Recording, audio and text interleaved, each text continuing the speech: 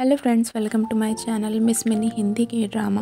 Hope you are all healthy and fine. आज मैं heavenly idol के एपिसोड 8 को हिंदी में एक्सप्लेन करूंगी। अगर आपको मेरा एक्सप्लेनेशन पसंद आए तो लाइक सब्सक्राइब करना मत भूलना। तो चलो शुरू करते हैं। एपिसोड 8 में आफ्टर लाइफ का सीन दिखाते हैं, जहाँ रैम और रीपर एक बोट की मदद से जा रहे होते हैं, जहाँ रीपर उसे बताता है कि आफ्टर लाइफ है, मरने के बाद लोग यहीं आते हैं।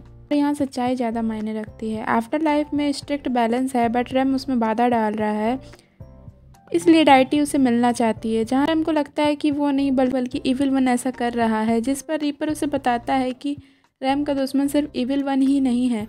फिर वो दोनों आफ्टर लाइफ डाइटी के पास जाते हैं और रैम उसे लॉर्ड रेडियन से मिलने के लिए हेल्प के लिए बोलता है, जिस पर डाइटी उसे इतने चावस के बाद भी हेल्प करने की बात पर शर्म की बात कहती है। जिस पर रैम कहता है कि अगर वो अपनी दुनिया में वापस चला जाए तो ऐसा कुछ नहीं होगा और इसके लिए उसे लॉर्ड से मिलना ही पड़ेगा। फिर इविल वन और मिस किम को दिखाते हैं, जहाँ मिस किम के मन में लोग उसे मारने के लिए बोल रहे होते हैं और इविल वन उससे पूछता है कि वो खुद से इतनी नफरत क्यों करती है। फिर उसे मैजिक की मदद से पता चलता है कि ये लिजरी की वजह से है। इस पर वो उसे बेवकूफ़ बताता है और उससे उसके मन में किसी को मारने के लिए विश पूछता है, ताकि वो उसे मारने में उसकी हेल्प कर सके। बट वो वहाँ से भागने लगती है, बट इविल उसे रोक लेता है। आफ्टर लाइफ में डाइटी रैम को उसकी दुनिया में आने के बाद शुरू हुए प्रॉब्लम्स के बारे में बताती है और ये प्रॉब्लम उसके वापस जाने से सॉल्व नहीं होगी। और वो रैम से मदद के लिए कहती है और बोलती है कि ह्यूमन लाइफ में 5 गॉब्लिन आए हैं। कुछ समय पहले किसी ने एक जादुई ब्रश छुपा लिया है, जिसमें इंसानों को गॉब्लिन में बदलने की पावर है और किसी ने इसका यूज़ कर लिया है। वो गॉब्लिन एंटरटेनमेंट इंडस्ट्री में मौजूद है और डाइटी रीपर को इस पर नज़र रखने के लिए कहती है और एक ग्रुप के ह्यूमन वर्ल्ड में एंट्री का बताती है, जो ह्यूमन लाइफ को कम या ज़्यादा कर देते हैं और इससे आफ्टर लाइफ में दिक्कतें आ रही हैं। और ये काम रिलीजियस ग्रुप का हो सकता है, जिसका नाम होंगवू डायडाई है। उस ग्रुप को ख़त्म करने के बाद उसके मास्टर को अपने पास लाने पर वो रैम की मदद करने के लिए तैयार होने की बात बोलती है, जहाँ रैम उसे कहता है कि होंगवू डायडाई लॉर्ड रेड्रिन की सेवा करते हैं और वो ऐसा नहीं कर सकते। शायद उसको कोई गलत फहमी हुई है। जिस पर डाइटी जोर जोर से हंसने लगती है और कहती है कि डाइटी के पास न केवल एक रीलम को चलाने की पावर होती है, बल्कि वो एक गेट कीपर भी होती है। फिर मैजिक करके वो एक गेट ओपन करती है, जो कि लॉर्ड रेड्रिन से मिलने का रास्ता होता है और वो रैम से उसके द्वारा दिए गए 2 टास्क पूरा करने के बाद लॉर्ड रेड्रिन से मिलने की विश को पूरा करने के लिए कहती है। फिर जंक्शन को यनवू को फ़ोन करते हुए दिखाते हैं, बट उसका फ़ोन नहीं लग रहा होता है। फिर वो योन और ग्रिम रीपर उसके पास जाते हैं और उससे इविल वन की सारी जानकारी पूछते हैं, जिस पर वो गुस्सा होकर रैम पर अटैक करने लगता है। बट रीपर उसके चेहरे पर हाथ रख देता है और जंक्शन खुद को किसी दूसरी जगह पर पाता है, जहां ग्रिम रीपर उसके सामने खड़ा होता है। जंक्शन उससे अपनी गलतियों के लिए माफ़ी मांगते हुए लंबी लाइफ जीने के लिए कहता है, जो कि वो इस दुनिया में नींद में बोल रहा होता है। फिर रीपर उससे इविल वन के बारे में सारी जानकारी पूछता है, जिस पर वो बताता है कि इविल वन आरयू एंटरटेनमेंट का वाइस चेयरमैन है, जो कि ये सब कर रहा है। इसमें वो खुद को बेकसूर बताता है। फिर वो दोनों बाहर चले आते हैं और जंक्शन की बातों से रीपर को याद आता है कि मिस किम आरयू एंटरटेनमेंट में आज प्रेजेंटेशन देने जाने वाली थी और जल्दी से वो लोग दोनों वहाँ पर टेलीपोर्ट हो जाते हैं। इविल वन मिस किम के साथ होता है और यनवू उसे मिस किम से दूर जाने के लिए बोलता है और रीपर एक मैजिक रोप की मदद से उसे पकड़ने का ट्राई करता है, जिस पर इविल वन उसे ऐसा करने पर कुछ बुरा होने की वार्निंग देता है। इविल वन अपनी तलवार से मिस किम पर अटैक करता है, बट योनू उसे अपने शील्ड से बचा लेता है और रीपर मिस किम को अपने पास ले लेता है। तब इविल वन और रैम में फाइट होती है, जहां रैम इविल के तलवार से घायल हो जाता है और उस पर फिर अटैक करने वाला होता है, बट रीपर उसे अपनी मैजिक रोप से रोक लेता है और अपनी हार मानने के लिए कहता है, जब तक रैम खुद को हील कर लेता है और रैम, रीपर और मिस किम वहाँ से टेलीपोर्ट हो जाते हैं। उसके बाद मिस किम के घर पहुँच जाते हैं, जहाँ रीपर रैम को बताता है कि उसने कुछ रीपर को मिस किम की सेफ्टी लगाने की बात सोची है और उसे अगली बार बिना किसी तैयारी के इविल वन के पास ना जाने के लिए कहता है, क्योंकि उसे इविल वन स्ट्रांग फील हुआ। फिर वो दोनों वहाँ से चले जाते हैं। उनके जाने के बाद दालमी अपनी आँख खोलती है, जो रेड होती है। इविल वन को दिखाते हैं, जिसको एहसास हो गया है कि रैम मिस किम को लाइक करने लगा है और ये बात उसे हजम नहीं हो रही होती है। वो जंक्शन को दिखाते हैं, तो अभी अपने बुरे सपने से जागा होता है और बाहर निकलकर सबको गुड मॉर्निंग विश करता है, पर सब उसे इग्नोर कर देते हैं।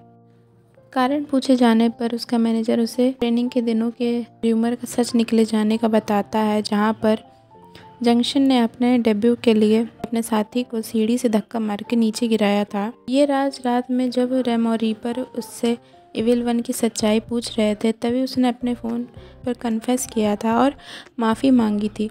फिर वहाँ मैनेजर को उसके बॉस की कॉल आती है जो उसे जल्दी से वहाँ से निकलने के लिए कहता है। वहाँ रीपर रैम और ताइन को साथ देख जंक्शन रैम पर ये सब करने का इल्ज़ाम लगाता है और उस पर अटैक करते हुए जान से मारने की धमकी देता है, जिसे ताइन और उसका मैनेजर रोक लेते हैं। फिर नेक्स्ट सीन में दालमी को आता हुआ देख रैम उसकी तबीयत का पूछता है, जिस पर दालमी बताती है कि वो ठीक फील कर रही है, इसीलिए काम करने के लिए ऑफिस आ गई। बट वो वहाँ अचानक रुक जाती है, उसकी आंखें रेड हो जाती हैं और वो वेदर अच्छा होने के कारण काम ना करने का सोचती है बोलकर वहाँ से जाने लगती है और बस पर बैठ जाती है, जहाँ रैम भी उसका पीछा करके उसके साथ बस पर बैठ जाता है। फिर वो दोनों वर्क ना करने की बात करते हैं। रैम उसे एक दिन की छुट्टी लेने के लिए कहता है, बट जब वो अपना फ़ोन हाथ में लेती है तो अचानक खुद को थप्पड़ मारने लगती है, क्योंकि उसका लगता है कि वो नींद में थी और अभी जगी है और उसे बिलीव नहीं होता कि वो कब से काम के मामले में इतनी लेजी हो गई है और ऐसा क्यों हो रहा है। जिस पर रैम उसे ब्लैक मैजिक का इफेक्ट बताता है। दालमी रैम से उसे ठीक करने के लिए कहती है, बट जब रैम उसे हील करने की कोशिश करता है तो कामयाब नहीं हो पाता, जहाँ मिस किम को फिर लेजी थॉट्स आने लगते हैं और खुद स्ट्रॉन्ग माइंडसेट रखने की ठानती है। फिर रीपर और रैम मिलते हैं। रैम उसे दालमी के अंदर ब्लैक मैजिक एंटर होने की बात बताता है, जो अभी ज़्यादा सीरियस नहीं है। रीपर के गॉब्लिन के बारे में पूछे जाने पर रैम उस ग्रुप के म्यूजिक शो में अपीयर होने की बात बताता है और उनके स्पेसिफिक कैरेक्टरिस्टिक्स पूछता है। रीपर गॉब्लिन के नॉर्मल ह्यूमन अपीयरेंस और आइसी कोल्ड बॉडीज और बुरे स्मेल जैसा बताता है। फिर वहाँ अचानक हाईग्यूल आ जाता है जो वीडियो गेम खेल रहा होता है। इसके आने का एहसास ना रैम को होता है ना रीपर को। जब हाईग्यूल अंदर चला जाता है तो रीपर और रैम दोनों कंफ्यूजन में पड़ जाते हैं कि गॉब्लिन की बात हाईग्यूल ने तो नहीं सुन ली। परफॉर्मेंस के लिए रेडी दिखाते हैं और वो कहीं जा रहे होते हैं। वहीं सामने से न्यू डेब्यू हुए बॉय ग्रुप इविल बॉयज़ को दिखाते हैं जो ह्यूमन फेस में गॉब्लिन होते हैं।